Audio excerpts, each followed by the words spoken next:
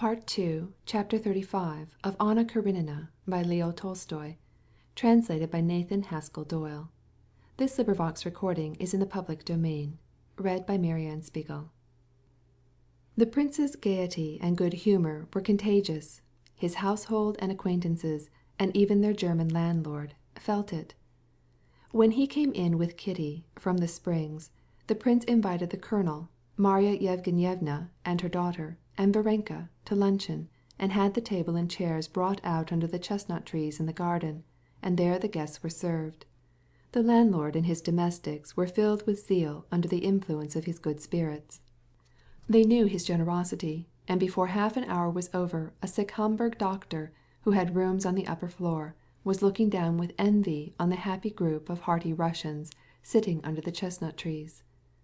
Under the flickering shade of the sun-flecked leaves sat the princess, in a bonnet trimmed with lilac ribbons, presiding over the table spread with a white cloth, whereon were placed the coffee service, the bread, butter, cheese, and cold game, and she was distributing cups and tarts.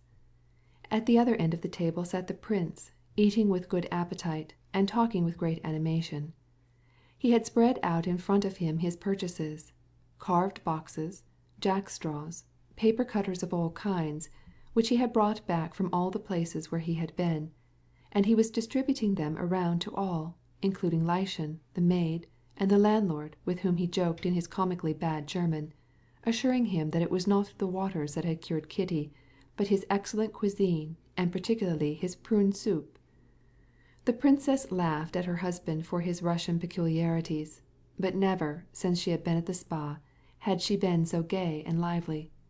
The colonel, as always, was amused at the prince's jests, but he agreed with the princess on the European question, which he imagined that he understood thoroughly. The good Marya Yevgenyevna laughed at every good thing that the prince said, and even Varenka, to Kitty's great astonishment, laughed till she was tired, with undemonstrative but infectious hilarity awakened by the prince's jests. This was something Kitty had never known to happen before. All this delighted Kitty, but she could not free herself from mental agitation. She could not resolve the problem which her father had unintentionally given her by his jesting, humorous attitude toward her friends and the life which offered her so many attractions. Moreover, she could not help puzzling herself with the reasons for the change in her relations with the Petrovs, which had struck her that day so plainly and disagreeably. All the rest were gay, but Kitty could not be gay, and this still more annoyed her.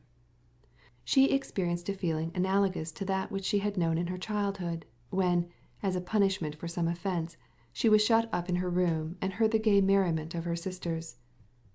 "Now, why did you purchase this heap of things?" asked the princess, smiling and offering her husband a cup of coffee.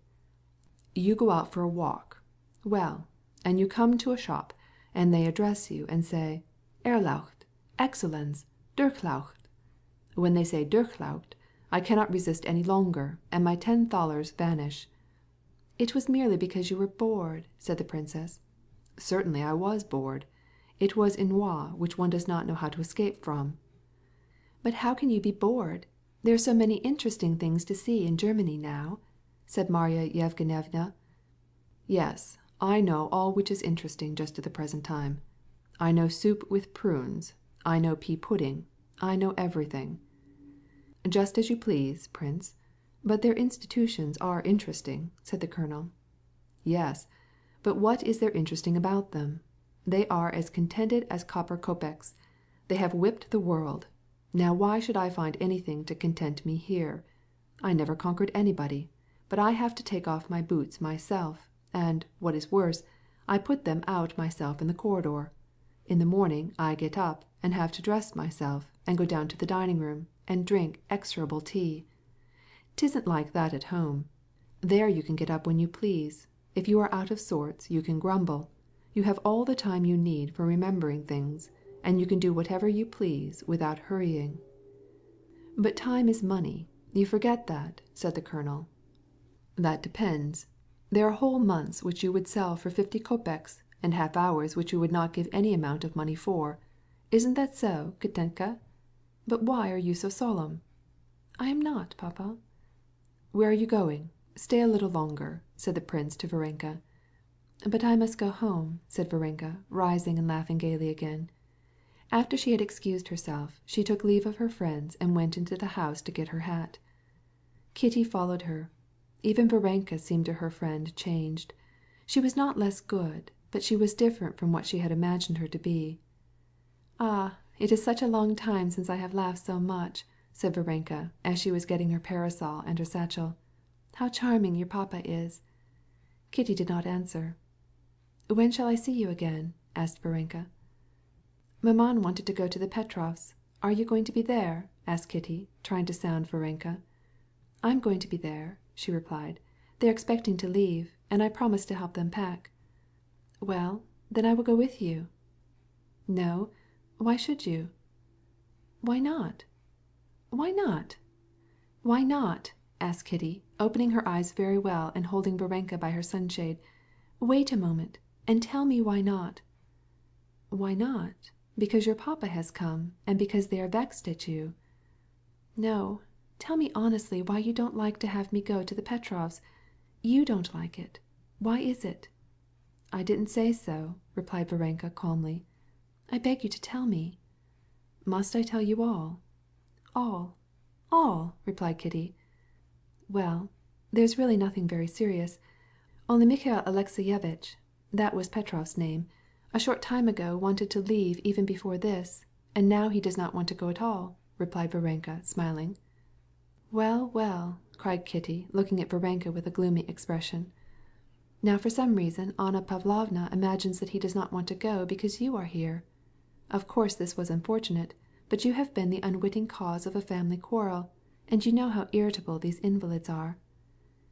Kitty grew still more melancholy and kept silent, and Varenka went on speaking, trying to smooth it over and put things in a better light, though she foresaw that the result would be either tears or reproaches, she knew not which.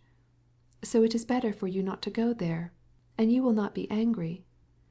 "But it was my fault, it was my fault," said Kitty, speaking rapidly and snatching Varenka's parasol away from her and not looking at her. Varenka was amused at her friend's childish anger, but she was afraid of offending her. "How is it your fault? I don't understand." "My fault because it was all pretense, it was all hypocrisy, and because it did not come from the heart. What business had I to meddle in the affairs of a stranger? And so I have been the cause of a quarrel, and I have been doing what no one asked me to do, simply because it was all hypocrisy. Hypocrisy!" said she. "But why do you call it hypocrisy?" asked Varenka gently. "Oh, how stupid, how wretched! It was none of my business. Hypocrisy," mechanically opening and shutting the sunshade. "But it was your idea?" "'Twas to seem better to others, to myself, to God, to deceive everyone. No, I will not fall so low again.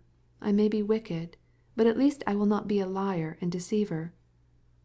"But who is a liar?" asked Varenka in a reproachful tone. "You speak as if—" But Kitty was thoroughly angry and did not let her finish. "I am not speaking of you, not of you at all. You are perfection. Yes, yes, I know that you are all perfection. How can I help it? I am wicked. This would not have occurred if I had not been wicked. So let me be what I am, but I will not be deceitful. What have I to do with Anna Pavlovna? Let them live as they want to, and I will do the same. I can't be somebody else. Besides, everything is different." "What is different?" asked Varenka in perplexity. "Everything. I can only live by my heart, but you live by your principles. I like you all, but you have had in view only to save me, to convert me." "You are not fair," said Varenka. "I'm not speaking for other people. I only speak for myself." "Kitty!" cried her mother's voice. "Come here and show papa your corals." Kitty, with a haughty face and not making it up with her friend, took the box with the corals from the table and carried it to her mother. "What is the matter? Why are you so flushed?" asked her father and mother with one voice. "Nothing. I'm coming right back." And she hurried back to the house. "She's still there," she thought. "What shall I tell her? Bozhe moi! What have I done? What have I said?